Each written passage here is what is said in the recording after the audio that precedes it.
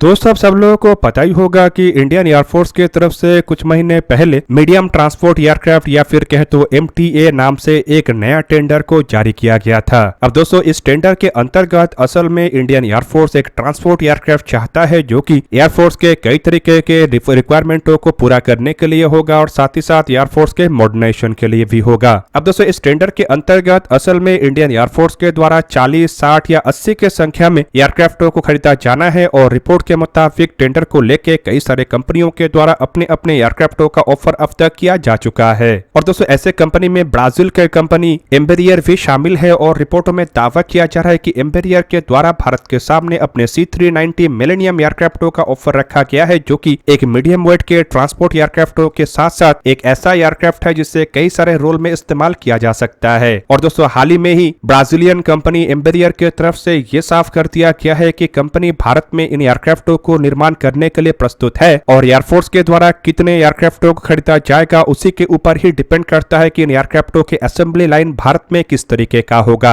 मतलब 40 से 80 के संख्या में से कितने संख्या में एयरक्राफ्ट इंडियन एयरफोर्स खरीदेगा, उस हिसाब से एम्बेरियर कंपनी भारत के अंदर अपने असेंबली लाइन को तैयार करेगा। अब दोस्तों, यहाँ पे आप लोगों को जान के रखना चाहिए कि इंडियन एयरफोर्स के तरफ से MTA टेंडर में यह साफ कर दिया गया है कि एयरफोर्स चाहे कोई सा भी एयरक्राफ्ट खरीदे, एयरक्राफ्ट को भारत में बनाना आवश्यक है और ट्रांसफर ऑफ टेक्नोलॉजी कंपनी को करना पड़ेगा। अब दोस्तों, इसी चीज को ध्यान में रखते हुए एम्बेरियर कंपनी के तरफ से अपने बयान दिया जा रहा है और एम्बेरियर कंपनी के तरफ से ऑलरेडी ये साफ किया गया है कि कंपनी भारत में एयरक्राफ्टों को तैयार करने के लिए प्रस्तुत है। लेकिन ये जो नया बयान है ये साफ करता है कि अगर ऑर्डर बड़े संख्या में होता है तो असेंबली लाइन या फिर कहते हो जो फाइनल असेंबली लाइन वो बड़े मात्रा में भारत में काम करेगा, लेकिन अगर एयरक्राफ्टों का संख्या कम होता है तो शायद उतने बड़े मात्रा में एयरक्राफ्टों के कंपोनेंटों को भारत में तैयार ना किया जाए। अब यहाँ पे आप लोगों को ये भी जान के रखना चाहिए कि MTA टेंडर के अंतर्गत बताया जाता है कि अब तक इंडियन एयरफोर्स के सामने टोटल 3 अलग अलग एयरक्राफ्टों का ऑफर हो चुका है, जिनमें एम्बेरियर के ये C390 मिलेनियम एयरक्राफ्टों के अलावा अमेरिकी कंपनी लॉकहीड मार्टिन के तरफ से तैयार किया हुआ C-130J सुपर हर्कुलिस जैसे एयरक्राफ्ट और एयरबस कंपनी के तरफ से तैयार किया हुआ A400M एटलस जैसे एयरक्राफ्टों का भी जिक्र किया जा रहा है।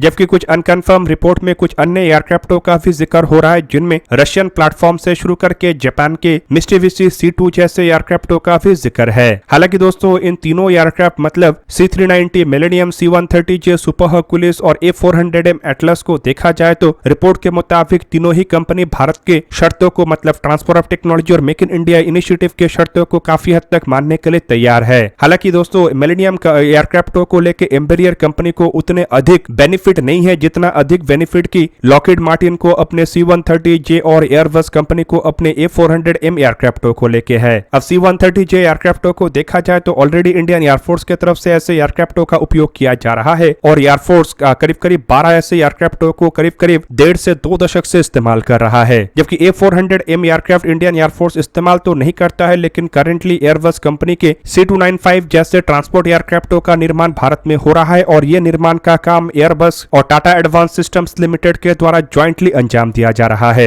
जबकि दोस्तों, बाकी रहा एम्बेरियर कंपनी, तो एम्बेरियर के कुछ ऐसे प्लेटफॉर्म है जो कि इंडियन एयरफोर्स इस्तेमाल कर रहा है, लेकिन ये काफी लिमिटेड संख्या में है। पर वहीं पे दोस्तों, अगर एम्बेरियर के C390 मिलेनियम एयरक्राफ्टों को देखा जाए तो नो डाउट ये जो एयरक्राफ्ट है ये इंडियन एयरफोर्स के रिक्वायरमेंटों को पूरा करने के लिए काफी बेहतर है, क्योंकि एक तरफ जहाँ पे एयरक्राफ्टों के पास 2 जेट इंजन है तो वहीं पे ये जो एयरक्राफ्ट है ये 26 टन तक के पेलोड को कैरी कर सकता है। अब MTA टेंडर के अंतर्गत भारत की तरफ से जो रिक्वायरमेंट जारी किया गया है उसके तहत एयरक्राफ्टों के पेलोड क्षमता 19 टन से लेके 30 टन के दरमियान होना चाहिए। और दोस्तों, यहाँ पे C-130J सुपर हर्कुलिस एयरक्राफ्टों को देखा जाए तो ये करीब करीब 19 से 20 टन तक के पेलोड को कैरी कर सकता है, जो कि टेंडर में फिट होता है। लेकिन A400M एयरक्राफ्टों को देखा जाए तो ये भारत के टेंडर रिक्वायरमेंट से काफी अधिक पेलोड को कैरी करता है, मतलब इसके पेलोड क्षमता करीबन 37 टन है। पर दोस्तों, वहीं पे इस टेंडर को लेके और भी कुछ अनकन्फर्म रिपोर्ट आ रहा है, जिनमें कुछ रिपोर्टों में क्लेम किया जा रहा है कि MTA के माध्यम से भारत के द्वारा एक ऐसे एयरक्राफ्ट को भी चुना जा सकता है जो कि भविष्य में इल्यूजन 76 जैसे प्लेटफॉर्म को रिप्लेस करने में भी मदद करे। और दोस्तों, अगर ऐसा होता है तो A400M इंडियन एयरफोर्स के लिए सबसे बेहतरीन ऑप्शन होगा। जबकि इसके अलावा कुछ अन्य रिपोर्टों के मुताबिक MTA टेंडर के अंतर्गत भारत एक ऐसे एयरक्राफ्ट का तलाश कर रहा है जो कि जोरावर जैसे हल्के वजन के टैंकों को लेके भी फ्लाई कर सके। और जोरावर के अगर करंट वेट को देखा जाए तो यह करीब करीब 25 टन के आसपास है और इस हिसाब से C-130J सुपर हर्कुलिस इस टेंडर में परफेक्ट नहीं आएगा। पाएगा। हालांकि दोस्तों मिलेनियम एयरक्राफ्ट टेंडर के हिसाब से जरूरतों को तो पूरा कर सकता है, लेकिन अगर इल्यूजन 76 या फिर हैवी वेट एयरक्राफ्टों के रिप्लेसमेंट को लेकर कोई संभावनाएं हैं तो सबसे अधिक चांस A400M एयरक्राफ्टों को लेकर ही होगा। पर दोस्तों इन तीनों एयरक्राफ्टों में से खाली C390 मिलेनियम ही एक ऐसा एयरक्राफ्ट है जो कि जेट इंजनों से लैस है, मतलब इन एयरक्राफ्टों के पास अधिक रफ्तार में ट्रैवल करने का भी क्षमता है और साथ ही साथ एयरक्राफ्टों का रेंज भी अच्छा खासा है। जबकि दोस्तों इन एयरक्राफ्टों के एक ऐसा वेरिएंट भी है जिसे कि KC-390 कहा जाता है और ये एरियल रिफ्यूलर एयरक्राफ्टों के हिसाब से भी इस्तेमाल हो सकता है। और इस हिसाब से भी अगर देखा जाए तो भारत को करंटली एरियल रिफ्यूलर एयरक्राफ्टों का भी जरूरत है। ऐसे में मिलेनियम एयरक्राफ्ट अगर भारत के द्वारा खरीदा जाता है तो ये एरियल रिफ्यूलर एयरक्राफ्टों के भी जरूरत को पूरा कर पाएगा।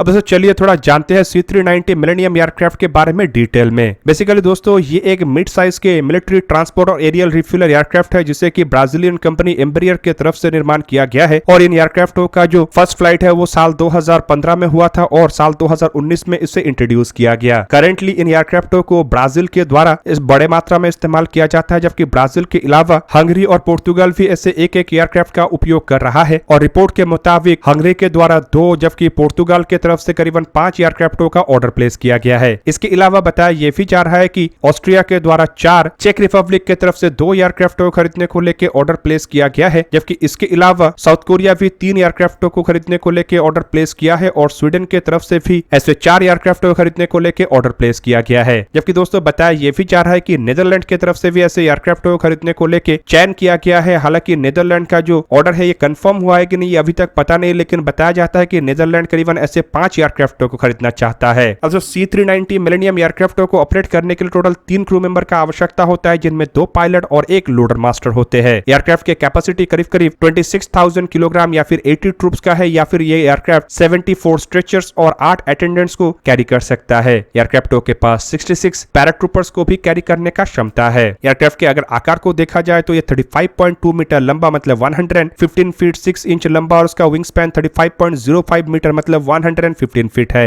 एयरक्राफ्ट का हाइट करीबन 11.84 मीटर या फिर कहे तो 38 फीट 10 इंच के आसपास है और इसका मैक्सिमम टेक ऑफ वेट करीबन 86,999 किलोग्राम है। एयरक्राफ्ट के फ्यूल कैपेसिटी 23,000 किलोग्राम से लेकर 35,000 किलोग्राम है, जबकि इसके यूजफुल जो लोड है वो 26 टन के आसपास है। एयरक्राफ्ट में 2 IAE V2500 E5 turbofan engine का उपयोग किया गया है, जिनमें से हर एक इंजन का क्षमता 139.4 किलोन्यूटन है। दोस्तों एयरक्राफ्ट के अगर स्पीड को देखा जाए तो मैक्सिमम ये 988 किलोमीटर के रफ्तार में ट्रैवल कर सकता है, जबकि वहीं पे इसका क्रूज स्पीड 870 किलोमीटर या फिर कहे तो मार्क 0.8 है। स्टॉल स्पीड करीबन 193 किलोमीटर पर आवर और रेंज मैक्सिमम पेलोड के साथ जहां पे 2000 किलोमीटर है तो वहीं पे 14 टन पेलोड के साथ करीबन 5020 किलोमीटर है। एयरक्राफ्ट के फेरी रेंज करीब 6240 किलोमीटर से लेके 8460 किलोमीटर है, जबकि इसके सर्विस सीलिंग मतलब ऊंचाई में जाने का क्षमता करीबन 11 किलोमीटर या फिर कहे तो 36,000 फीट के आसपास है। दोस्तों एयरक्राफ्ट में 3 हार्ड पॉइंट भी है, जिसके सहारे ये ऑप्टिकल पॉड, IR,